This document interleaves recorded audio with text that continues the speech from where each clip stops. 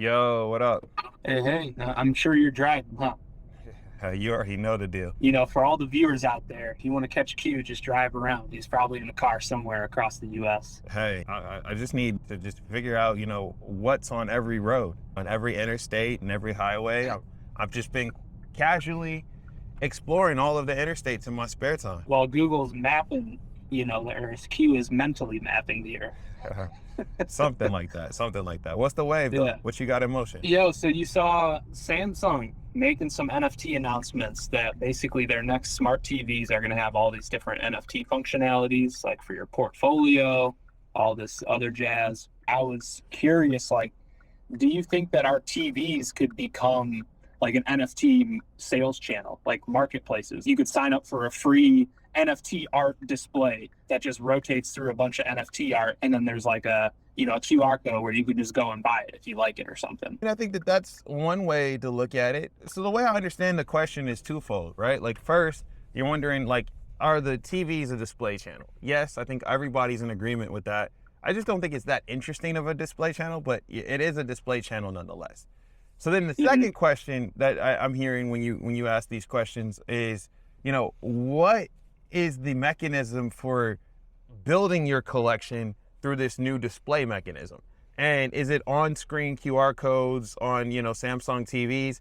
Yes, but again, that doesn't seem that interesting to me. Like it's like a low-hanging fruit, but like I think the defensibility here is something that needs to really be accounted for. And I'm not at Samsung internally in the meetings, but I would be disappointed if that was just the extent that they went, right? Like because there's no excitement, there's no community there. Think about it. If Apple had just released like, the iPhone and just said, hey, you can just fill it up with music and videos the same way you do your iPod, and that was it, then you wouldn't have any app store. You wouldn't have any streaming services. It would just be kind of what we already largely knew. And that wasn't that exciting. Okay. So you're not quite as impressed, I would say, huh?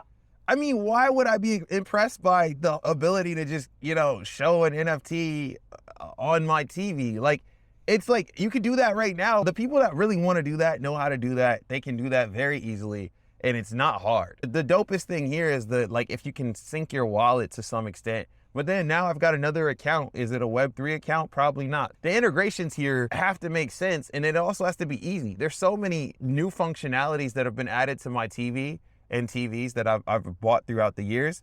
And Ryan, to be honest with you, I've only used maybe one of the main functionalities of the TV, and that's usually to plug an HDMI cord in and like watch whatever I'm gonna watch, whether it be from a Chromecast or an Apple TV or some type of media device, a console, etc. I don't ever really use all the additional functionality. In the times that I have, it was always hit or miss. I think if Samsung is really to go out there and like really make a new immersive way to view NFTs, I don't think it's just an app on all their TVs. Like I think that that's a lazy approach. Of course, if you want to move your stock price, maybe that's the news that makes the stock go boom.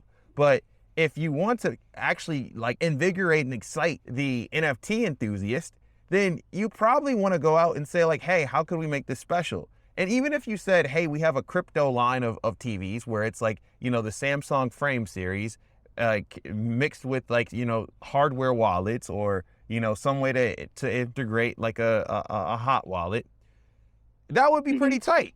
That would be very tight. That would be a TV that acts as your hardware wallet. That would be super cool. It'd be super cool. But then like, think about it like from this perspective, maybe make it so it's tamper proof from a theft perspective, make it so that it's, water and fire resistant. Make it so that, there's a system or a process that needs to be implemented in the event that somebody wanted to do like, some bad acting. That would be really cool. Like maybe you could set up something where it's like once this is removed from the wall or something, it erases it. Or a fail-safe, right? Like if it knows that there's a national emergency, send it to a hot wallet of my choosing that I can quickly move those assets from so I can figure out a new storage. Because if you've got like, a traditional, like, and we're getting away from the display and we're talking about the utilities that could be existing. But like when you think about some of the practices that are out there, it's like, key management and knowing how to maintain the privacy and the integrity of the security of your collection is really hard. Make it easy. Make it also something that I'm going to check in with every day. If I'm going to put a frame up, I'm going to check in with that every day. That's a fascinating idea.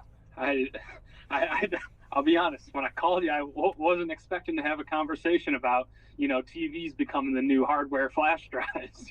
I mean, what's the difference, right? Like you tell me to buy a ledger, put it in the safe. I got my safe. It's drilled down into the wall, whatever. It's fireproof. It's tamper-proof, but it's still a safe.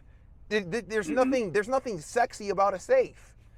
But then again, to my point, it's probably not available to the average consumer. A TV is largely available to the average consumer. You can go to Best Buy and get a Samsung frame, right? Like, and now you've got like this art frame that has digital art on it. It's not NFTs, but if they made a crypto series of that, they announced it in a very crypto centric way, dropped it. I mean, this is a moment where, like, if Samsung wanted to have their Elon moment, this could be a thing. And people could laugh and make fun of it. But like, if they built their community and they manifested, it could be mad cool. I think this is different than the phone, right? Because, it was tried by HTC. HTC had put hardware wallets on phones a while ago. I don't remember the exact name of that project, but when they did it, it was something that crypto people, like, I know a few diehards that had that phone, and it was cool.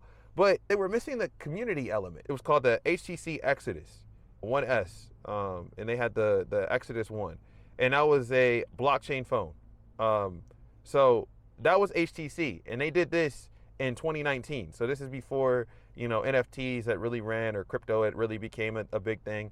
What was dope about it is on that HTC Exodus 1, you could run a full Bitcoin node, which is crazy. Oh, wow. Yeah, it's crazy, right?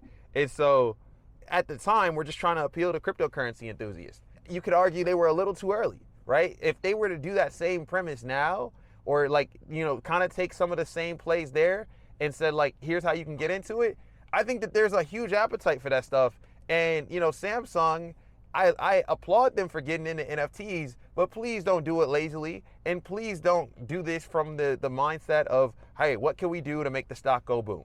Because these press releases, they're going to get old, Ryan, and you know it. Yeah, you got to follow it up with ideas. Yeah, I got an idea that I got to go see about, so let me go check this out in the store. But we will catch up soon, man. I appreciate you. For sure.